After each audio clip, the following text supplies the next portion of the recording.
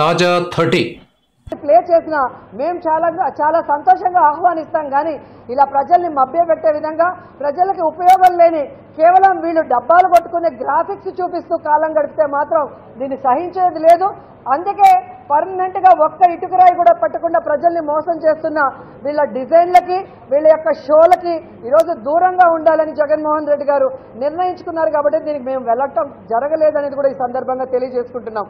ఎందుకంటే భారతదేశ చరిత్రలో ఎప్పుడూ లేనటువంటి విధంగా క్యాబినెట్లో వీడియోలు ప్లే చేసి జగన్ గారిని ఎలా నిందించారో మనం చూసాం. అలాగే శాసనసభలో వాళ్ళకి కావాల్సిన ఒక వీడియోని ప్లే చేసుకున్నారు. కానీ రాష్ట్ర ప్రజల సమస్యను కానీ రాష్ట్ర ప్రజలకు అవమానం జరిగినప్పుడు కానీ రాష్ట్ర ప్రజలకు నష్టం జరిగిన వీడియోలు మాత్రం వేయరు. వాటి మీద డిస్కస్ చేయకపోవడం చాలా బాధాకరం. ఎందుకంటే ఈరోజు వాయిదా తీర్మానం అనేది రైతుల గిట్టుబాటు ధరల గురించి ఇవ్వడం జరిగింది. ఈరోజు ముఖ్యమంత్రి ఉన్న చోట అలాగే పుల్లారావు గారు ఉన్న జిల్లాలో మిర్చి రైతులు సతమతమైపోతున్నారు.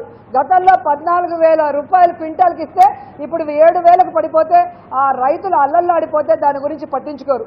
రాష్ట్ర వ్యాప్తంగా 10% కూడా ఎక్కడా కూడా గిట్టుబాటు ధర పెంచింది కానీ వాళ్ళకి ఇచ్చింది కానీ లేదు.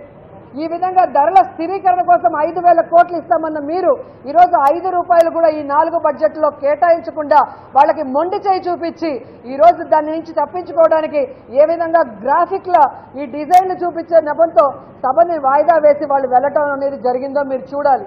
కాబట్టి ప్రజల్ని, రైతుల్ని, మహిళల్ని, విద్యార్థుల్ని మోసం చేస్తున్న ఈ ప్రభుత్వానికి ఈ గ్రాఫిక్స్తో అవసరం లేదు. ఈ గ్రాఫిక్స్తో మాయల మరాఠీలాగా ప్రజల్ని మోసం చేయాలి అనుకుంటే మాత్రం ప్రజలు ఖచ్చితంగా బుద్ధి చెప్తారని తెలియజేసుకుంటున్నాను.